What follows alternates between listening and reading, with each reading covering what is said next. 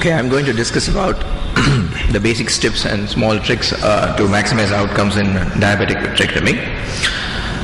Coming to diabetic vitrectomy, the basic steps would be Pvd induction and truncation of cone, removal of the vitreous and subhyaloid hemorrhage, dissection of the water membranes are there, do a good laser photocoagulation, and whether to use a tamponade or not. But most of the times it's not as simple as these 5 steps. The traditional indications of vitrectomy being a non-clearing vitreous hemorrhage, a tractional ARDI or a combined ARDI. Now, even before we move on to the actual vitrectomy, there are some pre-op considerations which one needs to be aware of. The 3 most important I have put it on here. The first thing is a good B scan. What the B scan would do is it's going to identify the areas of PVD for us and to help us know where we have to enter the posterior hyaloid. It also tells us if there is any macular traction, which helps us to prognosticate and discuss with the patient pre-op.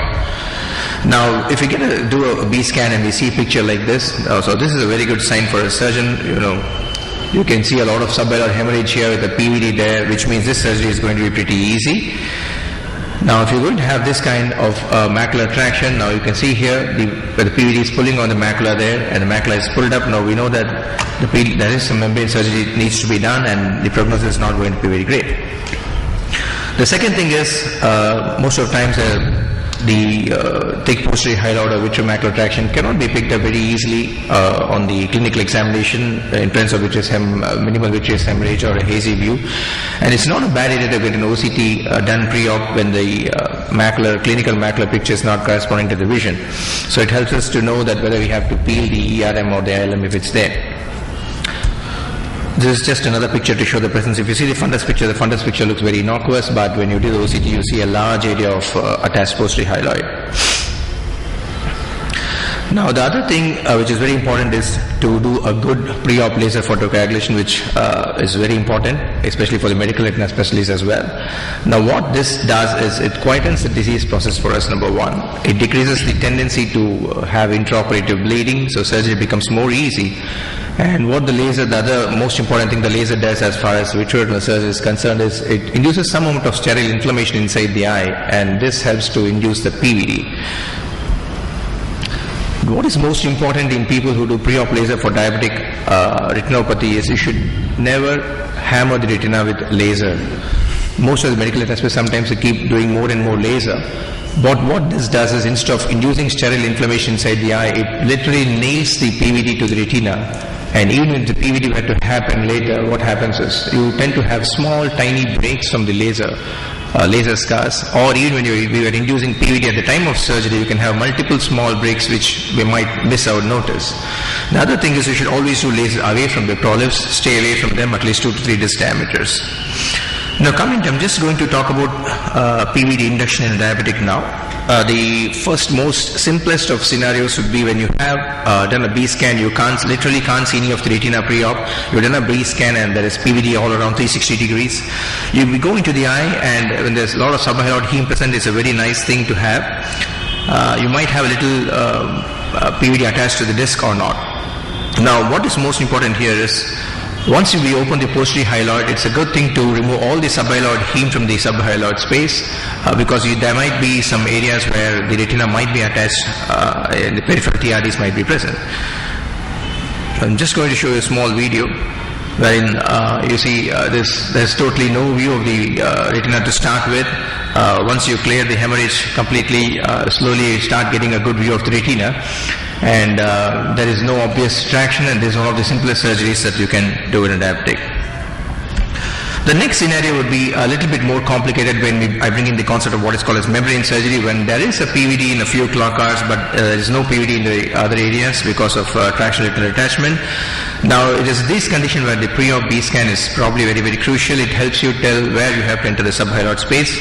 Once you enter the subhyaloid space from that area, then you can work circumferentially from where the PVD is present to areas where PVD is not present. Now, how do you induce the PVD? You can probably use the cutter. You can probably use, I'm just going to show a small video wherein using a cutter is being used, 23 gauge cutter is being used here to grasp the edge of the PVD, and then you induce it for a couple of clock hours and then cut the PVD. You cannot keep on pulling on the cutter because you can have breaks either at the periphery or at the area of maximum traction.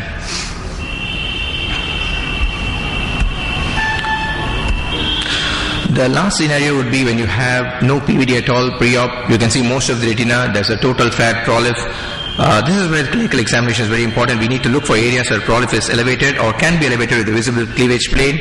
If it is quite an avascular polyp, then we can use a 23 gauge forceps to just grasp the polyp at the disc and yank it a little bit till you get a plane of dissection.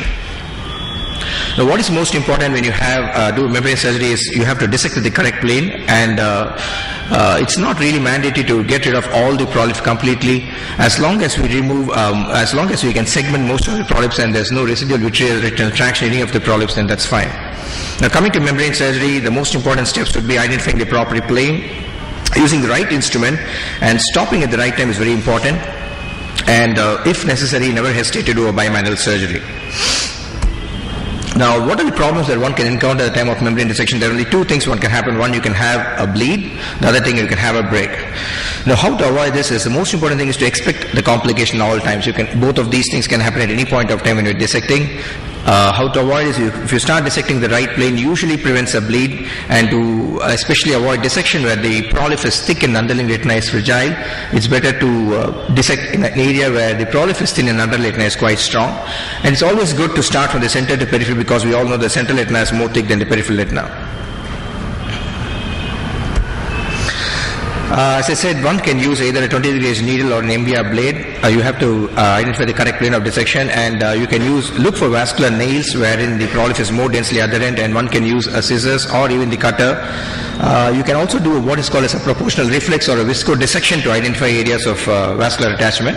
And the most important thing of membrane dissection is don't miss the second membrane. It is usually a small thin fibrous tissue which is extending anterior to the edge of the existing polyp that is seen visibly. Once you start lifting the edge of the membrane, you can actually see the second membrane and can then go to the second membrane.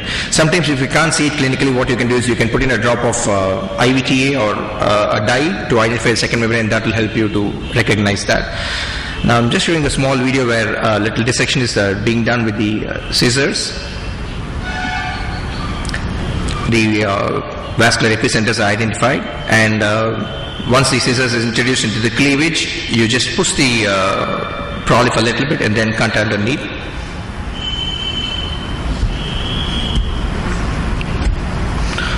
Now, what happens when one encounters an iatrotic break during dissection is, now dissection it can happen because of traction, can be caused by bad scissors or a bad technique.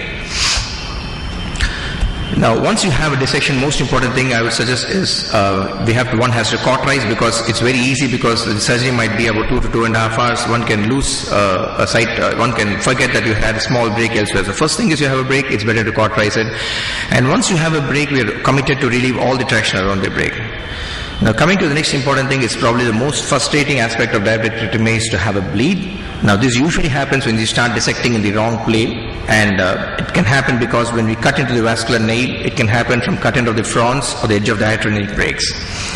Now, how to avoid? First thing is it's good thing to have a good control of systemic risk factors. Find out the patients on pre or blood thinners and try to avoid them if possible, and avoid over dissection after we segment. Once we segmented and there's no residual traction on the segment, then we can just leave it alone. The first thing is what we tend to do is you can elevate the intraocular pressure, and if that doesn't work, one can put in a small bubble of PFCL over the area of bleed. And once you put in a bubble of PFCL, then probably you can leave that area and start working the other areas, and by the time you come back to that area has stopped bleeding. The other thing we can do is we can do an air fluid exchange to arrest the bleed there, and while the air is inside, one can complete the laser in the periphery where we already finished the vitrectomy, and cauterize the tip of the bleeders.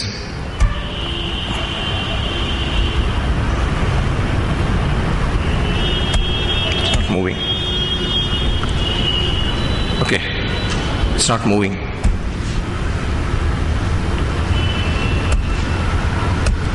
Yeah.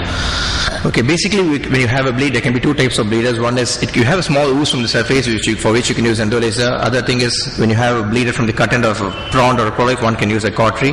Once you have a clot, what you should do is you should never try to remove the clot, dislodge the clot immediately, because that can cause more bleed. Leave the clot there, work in other areas, come back and then trim the clot and leave the small plug of the clot behind. And when you're using a cautery, you always move towards the bleeder. So don't directly go to the retina. When you start going towards the bleeder, what can it do? And give a small burst. It can disperse the heme from the area where it's bleeding, and then you can cauterize.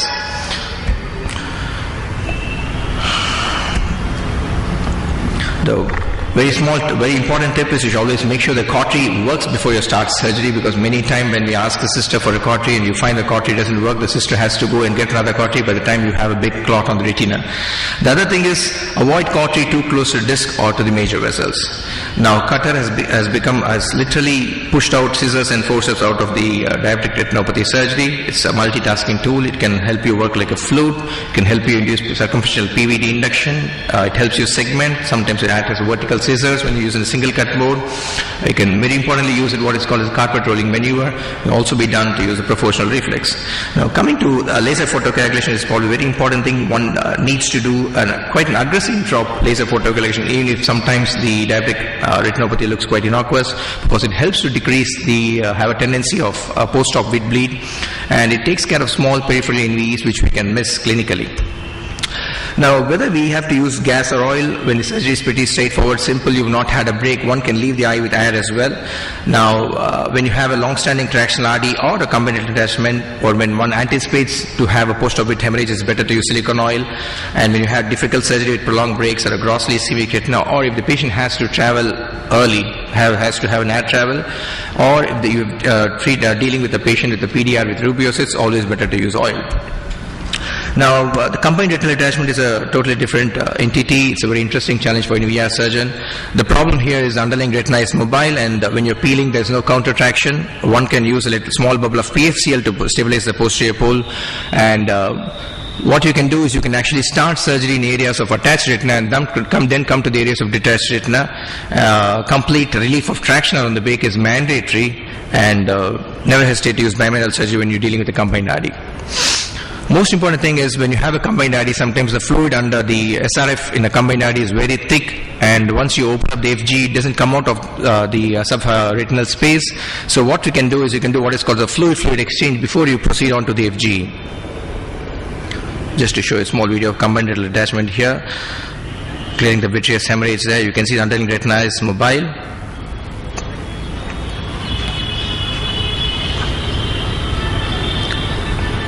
So peeling becomes a little bit more difficult in a combined RD. One can use a grasp with the forceps, always looking for peripheral breaks or breaks at the site of maximum traction.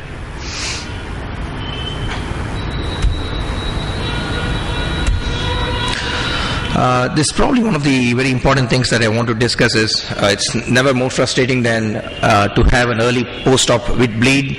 A patient keeps complaining and cribbing that he is not seeing anything. There are ways to probably reduce the incidence, but it cannot be completely eliminated, the incidence being almost up to 30%.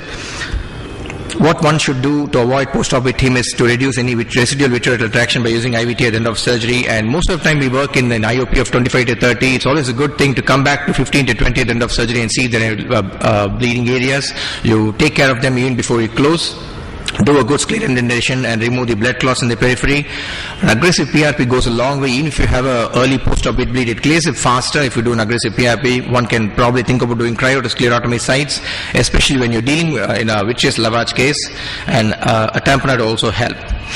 Now, one last slide about the role of pre-op Avastin.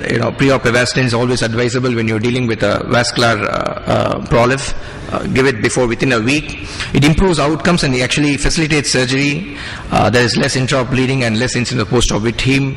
What one should do is always, timing of injection is very crucial, and get the fitness for surgery and then inject. Many of these patients have comorbidities which will postpone surgery and will be in a mess.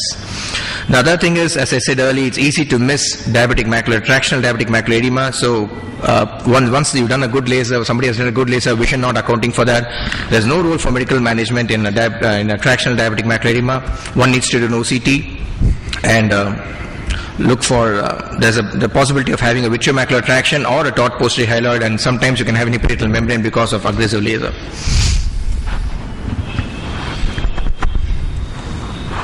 Showing a small video about there's a small membrane which is extending from the disc over the macula, which is being peeled the spatula nicely. So this is very important, and because if you want this membrane is not removed, then the visual outcome is not going to be good. Though somebody always have a surgical plan when you're dealing with the proliferative diabetic retinopathy, Pvd induction is probably the most important and the most difficult step. Once you have a good Pvd, most of the job is done. Never hesitate to use IVTA for your first 100 diabetic vitrectomies or even later. The art of membrane study is always challenging, and nothing like practice. Always share and discuss your intra-op issues with your colleagues and teachers. And the very important thing is, don't let a bad case affect your heart. You've got to move on. Thank you for listening.